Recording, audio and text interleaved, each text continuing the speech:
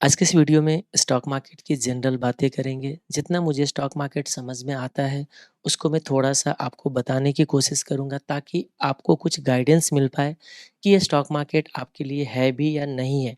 क्योंकि सही गाइडेंस जब नहीं होते हैं, तो इंसान जो होते हैं रास्ते भटक जाता है।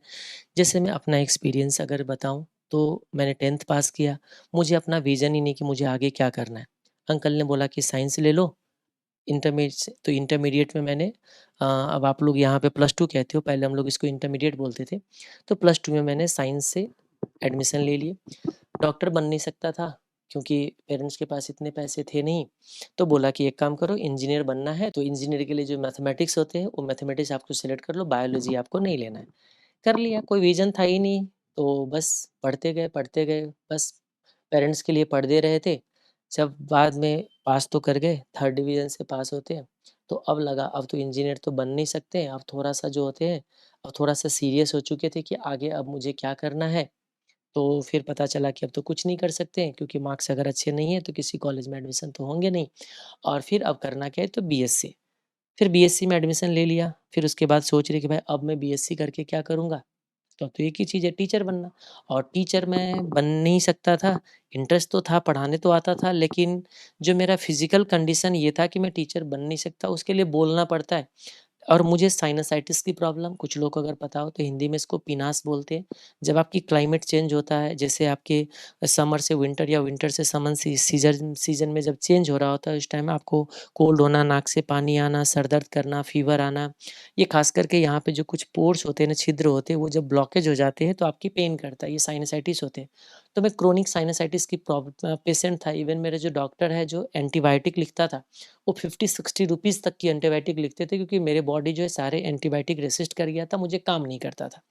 तो टीचर बन नहीं सकते, उसी दौरान उसी इलाज कराने वही जो साइनसाइटिस की जो प्रॉब्लम था उसको इलाज कराने जब मैं इंडिया आया था, तो मेरे एक रिलेटिव वो चार्टर्ड अकाउंटेंट मैंने देखा घर में ही ऑफ़िस रखा हुआ है, 7-8 स्टाफ काम करते, पूरे फ्लोर ले रखा है, ठीक है, रेंट पे ही थे उस टाइम उन्होंने लिया नहीं था फिर बाद में उन्होंने बनाया।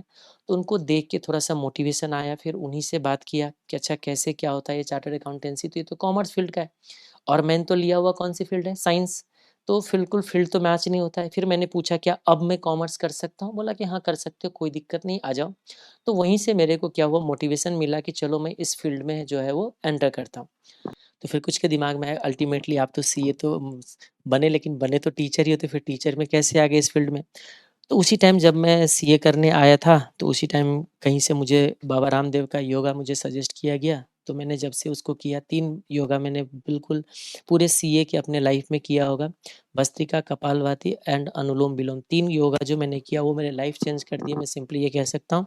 उसके बाद जो है मेरा मेडिसिन भी बंद हो गया और फिर मुझे कभी ज़रूरत नहीं पड़ा मेडिसिन का। अब जो है थोड़ा-थोड़ा सा कभी-कभी जब वो कोल्ड वगैरह होते हैं तो वही देखते हैं अदरवाइज़ अब जो एक एक जो बिल्कुल मेडिसिन पे जो जीते रहते थे वो सब मेरा उस यहाँ से बंद हो गया।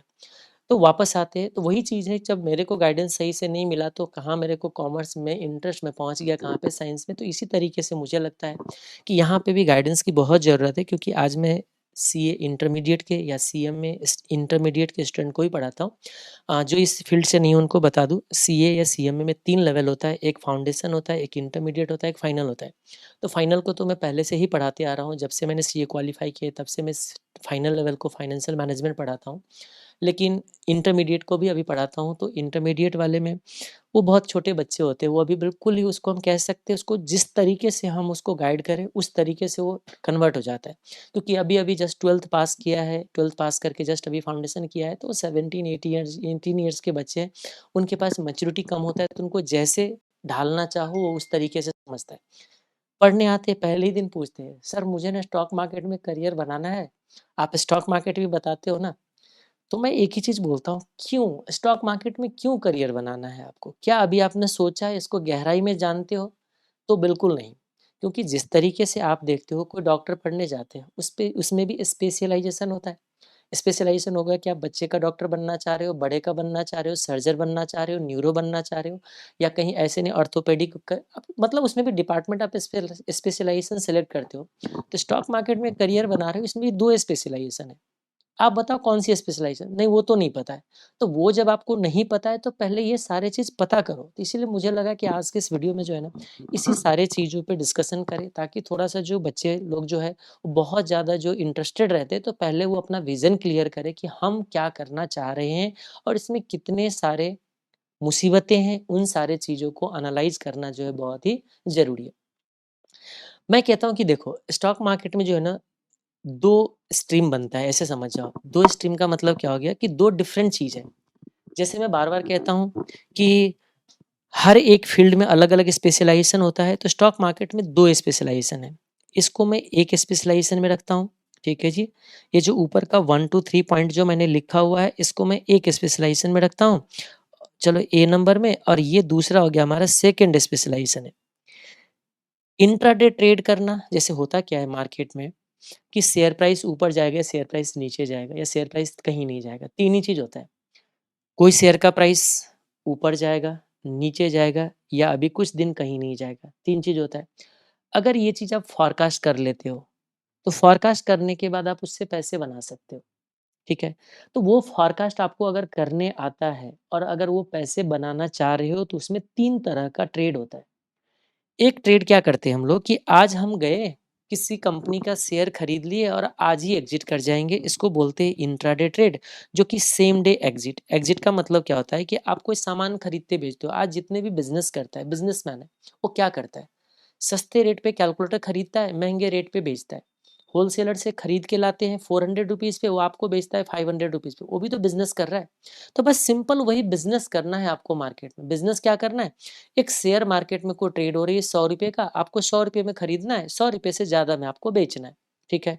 तो बस यही जो खरीदने-बेचने का काम जो है ट्रेडिंग करना है। अब उसमें क्या होता है कि आज हमने शेयर खरीदा और आज ही शेयर का प्राइस बढ़ गया। मान लीजिए यही शेयर है, ₹100 में मैंने खरीदा और वो बढ़ के चला गया ₹120 में, मैंने बेच दिया। आज के आज ही बेच दिया। इंट्राडे सेम डे में ट्रेड कर लिया, सेम डे एग्जिट। तो स्टार्टिंग में जो खरीदा हमने एंट्री हो गए, जब बेच दिया तो उस ट्रेड से मैंने एग्जिट कर लिया, तो मार्केट लैंग्वेज में एग्जिट बोलते हैं। तो इंट्राडे एग्जिट, ठीक है। कुछ लोग ऐसे होते हैं जो बीटीएसटी करते हैं, बाई टुडे सेल टुमारो या सेल टुडे बाई टुमारो, आज बेचना। अब कुछ लोग बोलेंगे कि जो सामान मेरे पास नहीं है वो कैसे मैं बेच सकता हूँ। मान लीजिए मेरे पास कोई कैलकुलेटर खरीदने आया, ठीक है। मैं मेरे पास अभी कैलकुलेटर नहीं है और वो ज़्यादा क्वांटिटी का कैलकुलेटर खरीदने आए, मैं पहले उसको बेच देता हूँ। सेल प्राइस मैं पहले डिसाइड कर लेता हूँ, तो हो गया, सेल मैंने कर दिया। मान लीजिए मेरे को पता चल गया तो ₹550 मैंने बेच दिया। अब बाद में मैं खरीदूँगा, बाद में खरीदूँगा, यानी कि मैंने उसको सेल कर दिया, डिलीवरी अभी नहीं देना मुझे, तो मैं क्या करूँगा, अब जाऊँगा होलसेलर के पास, अब कैलकुलेटर खरीद के ले आऊँगा, यानी कि बाद में खरीद रहा हूँ, पहले मैंने बेच दिया और अब बाद में क्या करूँगा 500 में खरीद लूँगा। तो वही होता है, सेल करो पहले और बाद में खरीदो अगले दिन, नेक्स्ट डे, अगले दिन खरीदना। आज बेच दो, कल खरीद लेना, ठीक है? तो हो गया BTST, STBT, next day exit. Market में कुछ होता है स्विंग ट्रेड, जो कि कुछ दिन तक, आज हम कैलकुलेटर खरीदेंगे, 4-5 दिन बाद बेचेंगे, ठीक है? या आज बेच देते हैं, 4-5 दिन के बाद मैं कैलकुलेटर खरीद के लाऊँगा। यानी कि कुछ दिन बाद एग्ज़िट करूँगा, आफ्टर फ्यू डेज़ या फ्यू वीक्स के बाद अगर हम एग्ज़िट करेंगे, तो उसको बोला जाता है स्विंग ट्रेड। ये जो तीनों है ना, ये तीनों सेम कैटेगरी में आता है। इसके लिए आपको मार्केट की चार्ट समझना पड़ेगा। उसके लिए उसको बोला जाता है टेक्निकल एनालिसिस। उसमें बस एक काम करना होता है। देखो, मार्केट में जब जा रहे हो, हम हमेशा एक ही चीज़ कहते हैं, कोई नए प्लेस पे गए, आपको कोई सामान खरीदना है। हमेशा एक एग्ज़ाम्पल लेता हूँ, अगर दिल्ली से कोई हो तो नेहरू प्लेस को जानते होंगे। नेहरू प्लेस एक ऐसा मार्केट है, इलेक्ट्रॉनिक मार्केट, जहाँ पे कोई लैपटॉप खरीदना है, डेस्कटॉप असेंबल कराना हो, कोई भी आपको इलेक्ट्रॉनिक सामान खरीदने हैं, दिल्ली के सबसे बड़े मार्केट है नेहरू प्लेस। वहाँ पे अगर जाओगे ना, तो एक से एक जेन्युइन सामान भी मिलेंगे, बहुत ही ओरिजिनल, या वहाँ पे सबसे ज़्यादा जुगाड़ू असेंबल्ड भी मिलेंगे आपको वहाँ पे। पहचानना बड़ी मुश्किल है वहाँ पे, अगर आप नए हो उस जगहों पे, तो आपको पहचानना क्या होता है बड़ी मुश्किल हो जाता है। तो मैं हमेशा कहता हूँ भीड़ को पहचानो और भीड़ को जॉइन करो। उस मार्केट में जहाँ पे जिस दुकान पे ज़्यादा भीड़ है, वो अच्छा सामान देता होगा, आप उसी दुकान से खरीद लो। आपको ज़्यादा उसकी क्रेडिबिलिटी को चेक नहीं करना है। तो यही चीज़ होता है। मार्केट में हम क्या करते हैं, शॉर्ट टर्म में मार्केट के प्राइस फोरकास्ट करती है, शॉर्ट टर्म है, ये लॉन्ग टर्म है। लॉन्ग टर्म इन्वेस्टमेंट, उस पे भी बहस करेंगे हम लोग। तो शॉर्ट टाइम में अगर आपको देखना है कि कल परसों में क्या होने वाला है, तो बस भीड़ को आप जॉइन करो। तो मैं बार-बार कहता हूँ, सेंटिमेंट देखो और भीड़ को जॉइन कर लो। यही जो भीड़ को जॉइन करने वाले चीज़ होते हैं ना, इसको मार्केट में प्राइस एक्शन भी बोला जाता है। आप लोग बहुत देखते हो। हम तो प्राइस एक्शन पे ट्रेड करते हैं, वो कुछ नहीं करता है, वो ट्रेडिंग करता है। इसको मैं ट्रेडिंग की कैटेगरी में रखता हूँ, ध्यान से रखना। इसको मैं किस कैटेगरी में रखता हूँ? ट्रेडिंग की कैटेगरी में। ये अलग स्पेशलाइजेशन है। तो अब कुछ लोग कहते हैं मुझे स्टॉक मार्केट में करियर बनाना है, तो क्या आप ट्रेडिंग करना चाह रहे हो? आप पहले ये डिसाइड करो। चार्ट देखना पड़ेगा। अब आती है कुछ लोग, लॉन्ग टर्म इन्वेस्टमेंट करूँगा, मैं किसी कंपनी का शेयर खरीद लूँगा और उसको मैं 2, 4, 5, 10 साल तक के लिए मैं होल्ड करूँगा। तो मुझे बताइए, ये जो आपका स्पेशलाइजेशन है, इसमें क्या करियर बनाना चाह रहे हो? सबसे पहली बात। लॉन्ग टर्म इन्वेस्टमेंट में मेरे हिसाब से कोई करियर नहीं होता है, वो एक इन्वेस्टमेंट है। आप मुझे बताइए, कभी किसी को देखा एक लैंड खरीदना है, एक फ्लैट खरीदना है, घर खरीदना है, वो कहता है घर खरीदने का मैं करियर बना रहा हूँ। हर एक इंसान को इन्वेस्टमेंट करना चाहिए। मेरा मानना है कि हर एक इंसान को, आप 10th पढ़ रहे हो, आप इन्वेस्टमेंट करना शुरू करो। बोलोगे क्या है? किसी कंपनी का शेयर खरीदो। बोलोगे हम जानते नहीं है। क्यों जानना है? रिलायंस का नाम तो सुना हुआ है ना? एचडीएफसी का नाम तो सुना हुआ है ना? मारुति का नाम तो सुना हुआ है ना? भाई वो बिज़नेस कर रहा है, आपको बस उस बिज़नेस का माल पार्टनर बन जाना है, सिंपल सी काम करना है, तो उसमें ज़्यादा आपको क्यों जानना है? ठीक है? आप नाम तो सुने हुए वो बिज़नेस अच्छा कर रहा है। आपको जिसका बिज़नेस जानते हो उसका कंपनी का शेयर खरीद लीजिए, काम खत्म। आप अगर नहीं जानते हो तो जो जानते हैं उसको पैसे दे दो, म्यूचुअल फंड में लगा लो, आते हैं उस पे भी डिस्कशन करेंगे। तो कुछ लोग जो होते हैं ना, लॉन्ग टर्म इन्वेस्टमेंट में करियर बनाना चाहते हैं, तो मेरे हिसाब से उसके लिए कुछ करियर है ही नहीं। आपको तो सिंपल सी काम करना है, आप जो जहाँ से कमा के लाते हो, जो मेन बिज़नेस है, वहाँ से जो कुछ प्रॉफ़िट किया हुआ है, उस प्रॉफ़िट को थोड़ा-सा आप उसमें डाल दीजिए, सेव कर लीजिए। बोलोगे नहीं, नहीं मैं तो वॉरेन बफेट बनना चाहता हूँ जी। मैं तो राकेश झुनझुनवाला बनना चाहता हूँ, क्योंकि ये लोगों ने लॉन्ग टर्म में अपना करियर बनाया हुआ है। ठीक है? तो उस तरीके का अगर विज़न है, तो फिर हम आएँगे, अभी सोचते हैं, अभी उस पे भी मैं बहस करूँगा आपको। और कुछ एक ऐसा भी है, कुछ लोग लॉन्ग टर्म इन्वेस्टमेंट करते हैं ना, तो ये इसका मज़ाक बनाएगा जो चार्ट देखते हैं। अरे! चार्ट भी कोई चीज़ है देखने की, चार्ट कभी काम करता है क्या? वो तो बस टाइम पास है। भाई एक चीज़ समझ जाओ, जिनको जो चीज़ समझ आएगा हमेशा वो उसी बातों पे कमेंट करेगा। जिसको चार्ट समझ नहीं आएगा, जिसको टेक्निकल एनालिसिस समझ नहीं आएगा, वो उसको बुरा ही बोलेगा, सिंपल सी बात है। ऐसा तो है नहीं कि ट्रेडिंग करके पैसे नहीं बना रहे, करोड़ों पैसे बनाने वाले बहुत सारे ट्रेडर्स हैं, जो ट्रेडिंग करके पैसे बनाते हैं, तो उनको हुनर होना चाहिए। हाँ, लेकिन एक चीज़ और है, सेबी डिस्क्लेमर भी देते हैं, हर 10 में से 9 लोग लॉस करता है, 1 लोग कमाता है। इसका मतलब कितने परसेंट? 10% की सक्सेस रेशियो है।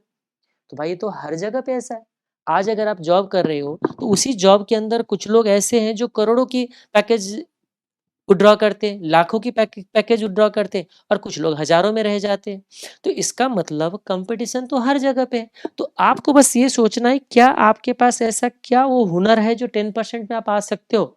तब फिर जाइए इसमें, पहले आपको डिसाइड करना पड़ेगा वो चीज़। ठीक है? हर जगहों पे होता है, हम एक चीज़ ट्राई करते हैं, जब उसमें फेल हो जाते हैं तो वापस आ जाते हैं। मान लीजिए आपने कुछ दिन ट्रेडिंग किया, फेल हो गए, नहीं आप सक्सेस हुए, तो अब छोड़ो ना वापस, अब ज़िंदगी तो उसमें खराब नहीं करनी है ना आपको। अब कुछ लोग बोलेंगे चार्ट देखिए कैसे, तो इस पे तो मैंने और बहुत सारे वीडियोज़ बना रखा है।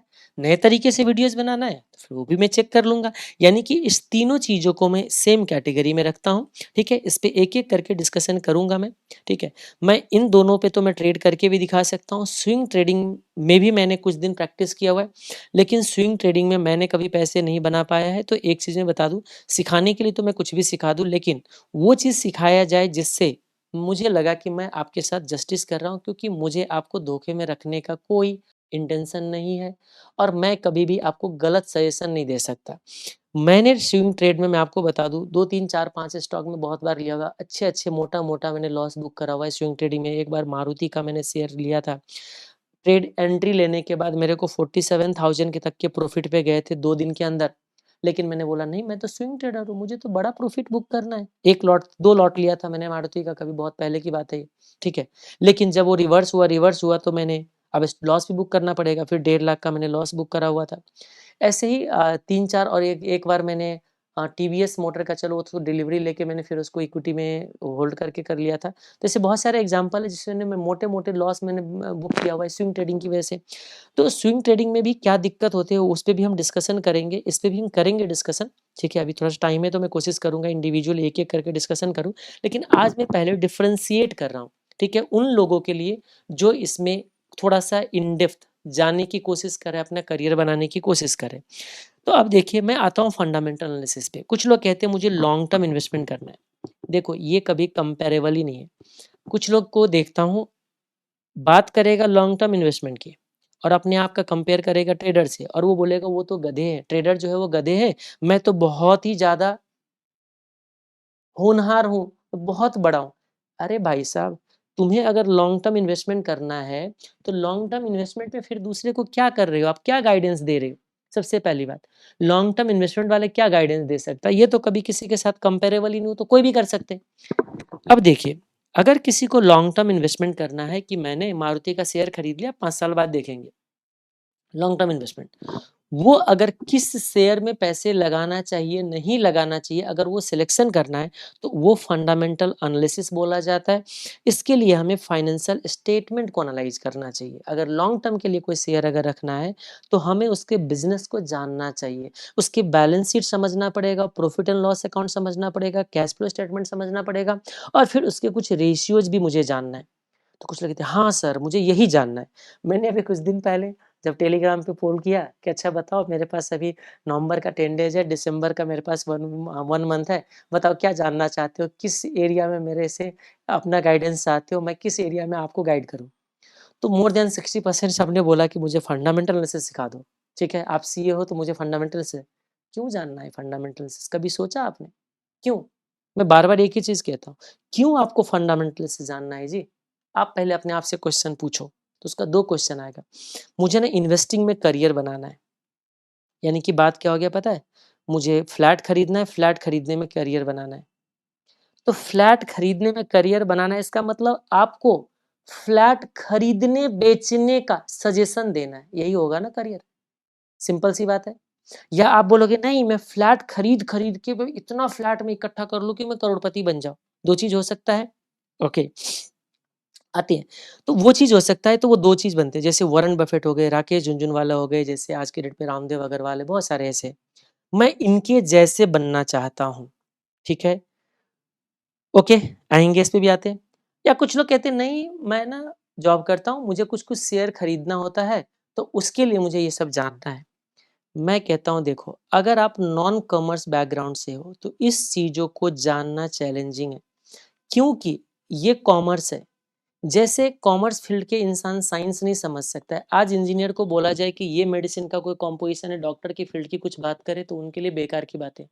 तो मैं यही चीज़ कह रहा हूँ कि आपको ये समझना अगर चाह रहे हो, इसका मतलब कॉमर्स फील्ड की बात कर रहे हो।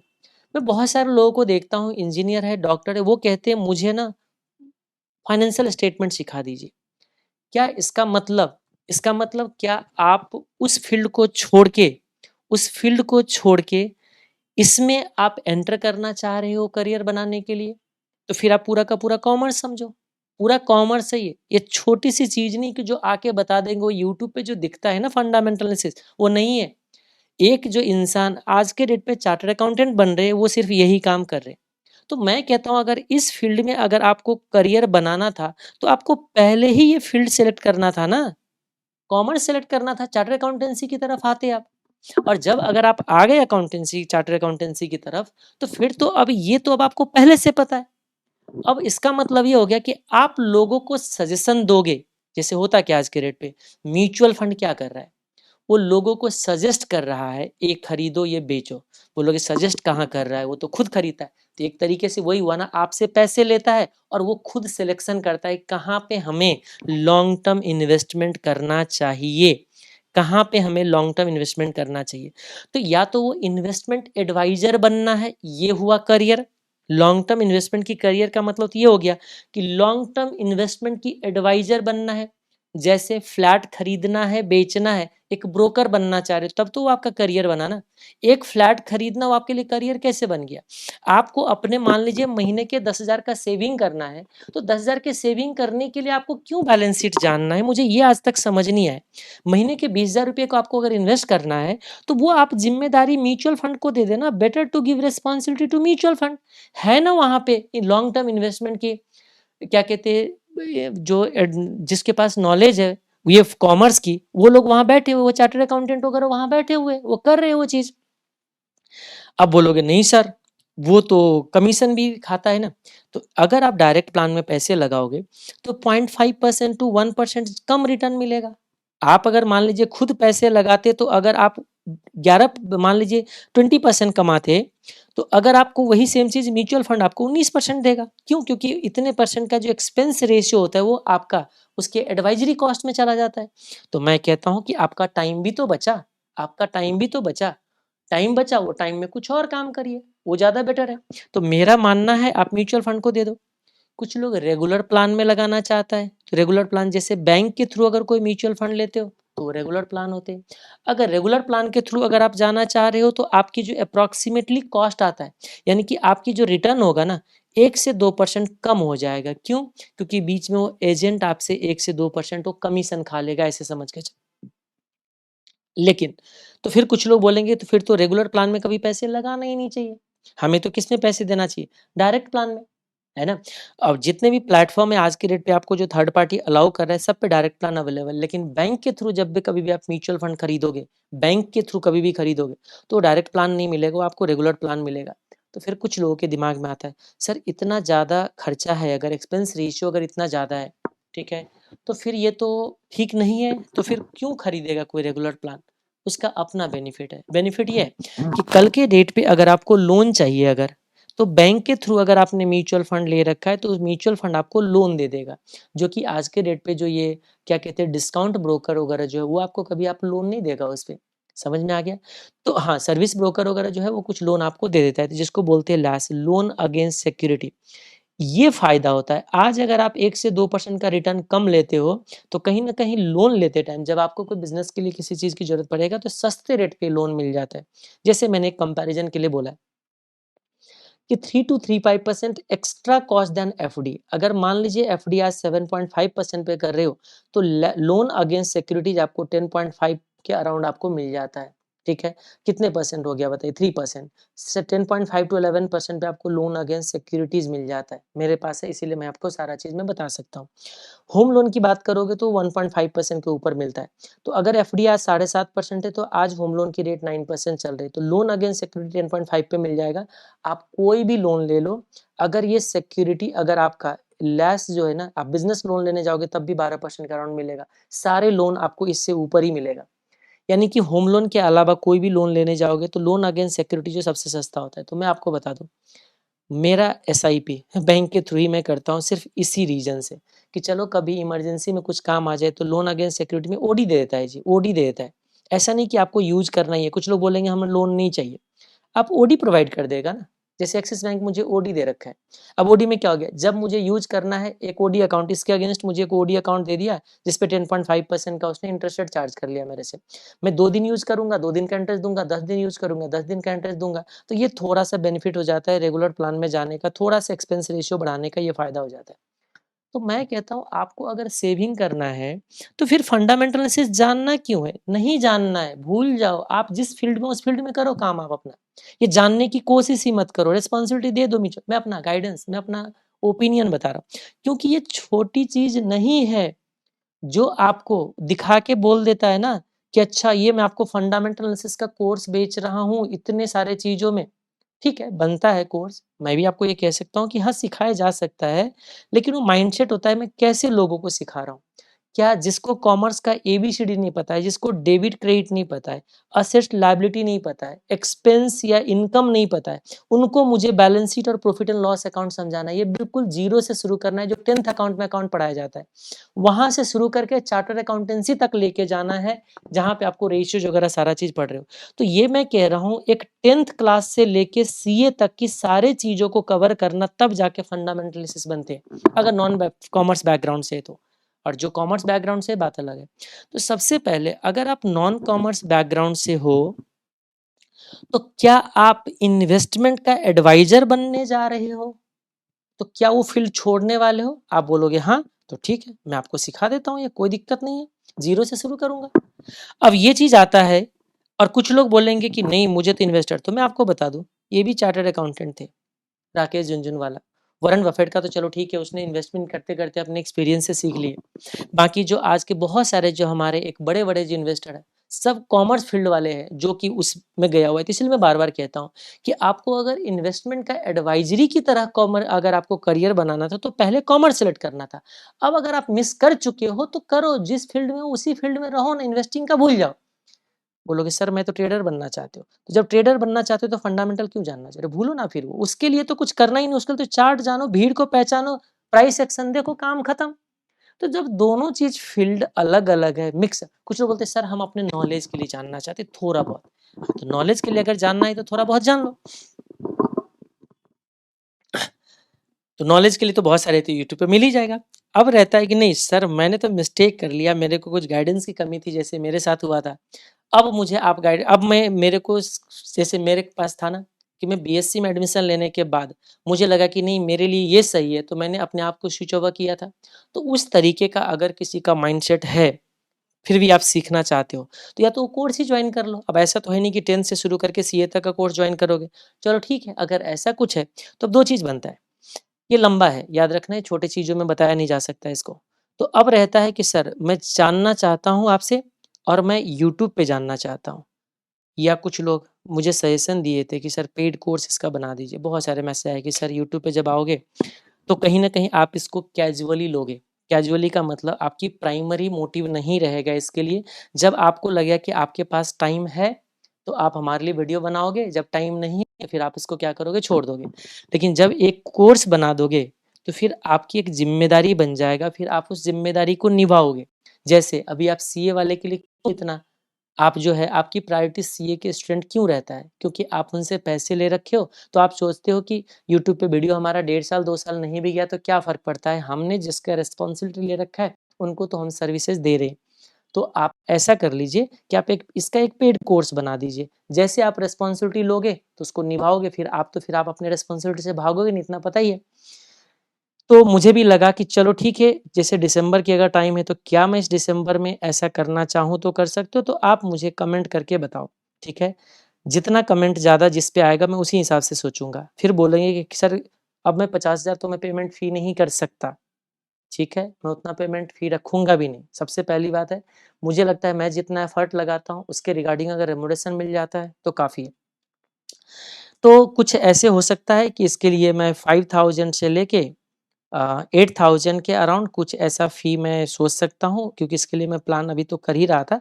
अब प्लान ऐसा नहीं कि कोर्स के लिए कर रहा था, सिर्फ़ कंटेंट बना रहा था कि नॉन कॉमर्स बैकग्राउंड वाले को अगर कॉमर्स समझाना हो, फाइनेंशियल स्टेटमेंट समझाना हो, जिसको डेबिट क्रेडिट तक नहीं पता है, कॉमर्स का एबीसीडी नहीं पता है, उसको मुझे बैलेंस शीट और रेशियो समझाना है, तो थोड़ा-सा उसके लिए उस माइंडसेट से चलना होता है। देखो, टीचर का एक ही रिस्पॉन्सिबिलिटी होते हैं, उस सामने वाले को पहले जज करे कि वो है किस लेवल की और फिर उसके बाद डिलीवर करना। जब मैं सीए वालों को स्टूडेंट को पढ़ाता हूँ, तो मुझे पता है वो पहले से फाउंडेशन पास करके आया हुआ है। उनको मुझे एबीसीडी से नहीं बताना है, उसका बेस यहाँ तक पहुँचा हुआ है, मुझे बस इसके ऊपर लेके जाना है। लेकिन यहाँ पे क्या है, बिल्कुल ज़ीरो से शुरू करना है। और जो ऑलरेडी चार्टर्ड अकाउंटेंट हो, जिसको कॉमर्स समझ आता है, उन सारे लोगों के लिए रेशियोज़ वगैरह समझना है, तो मेरे तो कितने सारे वीडियोज़ पड़ा होगा, उसको तो वहीं से देख के समझ आ जाएगा, फिर क्यों ज़्यादा डिटेल में जाना है, सिंपल सी बात है। तो आप लोग कमेंट करके बताओ, ठीक है, कि आप पेड कोर्स में जाना चाह रहे हो या यूट्यूब पे ही सीखना चाह रहे हो, ठीक है। मैं वैसे तो यूट्यूब के लिए ही मैं अभी प्लान कर रहा था, ठीक है, लेकिन हाँ, वो चीज़ तो है, ये तो होगा कि धीरे-धीरे आएगा, टाइम लग सकता है। अगर दिसंबर में अगर कंप्लीट नहीं हुआ तो फिर मेरा जनवरी से जो है वो सीए फाइनल वालों और सीएमए फाइनल वाले का बैच शुरू हो जाएगा, तो फिर तो मुझे उधर टाइम देने पड़ जाएँगे, तो मैं उधर कर भी नहीं पाऊँगा, ठीक है। तो ये आप लोग बताएँगे।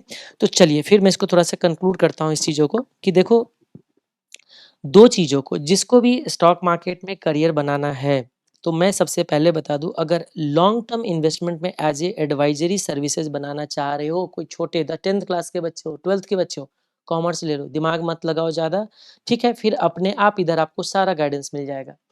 नॉन कॉमर्स बैकग्राउंड वाले अब अपना फील्ड चेंज करना चाहते हो, मैंने आपको बता दिया। बाकी किसी को लगता है नहीं मुझे ट्रेडिंग करके करियर बनाना है, तो उनको चार्ट देखने सीखना आना चाहिए। चार्ट देखने के लिए मैंने पहले से भी बहुत सारे वीडियोस बना रखा है, और मेरे जो पुराने जितने वीडियोज है वो क्या कहते हैं, एजुकेशनल वीडियो है। एजुकेशनल वीडियो अगर 4 साल पुराना भी देखोगे आप, तो उसमें कुछ भी आपको क्या कहते हैं, आउटडेटेड चीज़ नहीं मिलेगा। हाँ, अभी जो मैंने बीटीएसटी, एसटीबीटी पे जो 3, 4, 5 बनाया है, वो आपका आउटडेटेड हो जाता है, क्योंकि वो पर्टिकुलर एक डेट के एनालिसिस के बेसिस पे, उसपे भी मैंने बहुत सारे एनालिसिस कर रखा है, ठीक है? तो मैं इन सारे चीज़ों पे अभी फ्रेश तरीके से, क्योंकि मार्केट की सिचुएशन बदल गए हैं, एनवायरनमेंट बदल गए, बहुत सारी चीज़ बदल गया है, तो इसको मैं फ्रेश तरीके से एक-एक करके अभी तो इस पे मैं कर रहा था। मैंने तो आज सोचा था ये बीटीएसटी, एसटीबीटी का ही वीडियो मैं डिटेल में थोड़ा-सा बनाऊँ कि मैं किस तरीके से सिलेक्शन करता हूँ, लेकिन वो तो उन्हीं को समझ में आएगा जिसको चार्ट समझ आता है। समझ में आ गया? नहीं तो चार्ट समझने हैं तो उसके लिए तो फिर मैंने बताया था आप लोगों को, जैसे कि एक मैंने सीरीज़ भी स्टार्ट करने की कोशिश किया था। इंट्राडे में आप डेली चार्ट देख-देख के ट्रेड लीजिए, ठीक है? तो चलो मैं इसको भी प्रैक्टिस करने का सोच रहा हूँ। ये और ये, इन दोनों का मैं डिटेल में डिस्कशन करूँगा, और जब ये दोनों कवर हो जाएगा मेरा, तो ये तो अपने आप कवर हो जाएगा। और इसके लिए तो मैंने आपसे पूछ ही लिया है कि आप कमेंट करके बताएँ इसको क्या करना है। तो ठीक है, तो अभी जितना मेरे पास पॉसिबल टाइम है इन सारी चीज़ों को मैं स्पेंड करने का कोशिश करूँगा, अपने टाइम जो है उसमें आप लोगों के गाइडेंस में देने की कोशिश करूँगा। तो आप लोग पहले अपना माइंडसेट करो, क्या ट्रेडिंग करना है या मुझे इन्वेस्टिंग करना है? इन्वेस्टिंग अगर ट्रेडिंग की बात है, इसको सीखना है, तो इसके ऑलरेडी बहुत सारे पुराने वीडियो है, कोई भी आप जाके उठा लीजिए, मार्केट ज्ञान की सीरीज़ में होगा कुछ। मार्केट ज्ञान बहुत सारे 6-7 साल पुराना हो गया होगा। एक प्लेलिस्ट है, तो बोलोगे 6-7 साल पुराना वीडियो मेरे से दिखवाओगे? देख लो, क्या बुराई है? एजुकेशनल है, नहीं है? फिर से देखना है तो चलो फिर से फ्रेश तरीके से फिर से बनाते हैं, है ना? फिर से बनाते हैं, तो शुरू करते हैं, एक-एक करके देखते हैं इन दोनों का। इस पे मैं डिटेल वीडियो कल ही मैं बना दूँगा इसका। आज ही बनाना था, लेकिन आज मैंने फिर मेरे दिमाग में कुछ और आ गया कि नहीं, क्योंकि 2-3 लोगों ने कुछ बार-बार पूछ दिया कि सर मुझे क्या करना चाहिए? सर इस फ़ील्ड में आना चाहिए, नहीं आना चाहिए? मुझे लगा कि चलो फिर से एक फ्रेश तरीके से इसका एक वीडियो बना देते हैं। तो आज के लिए इतना ही। Take care, bye-bye. मिलते हैं किसी और वीडियो में।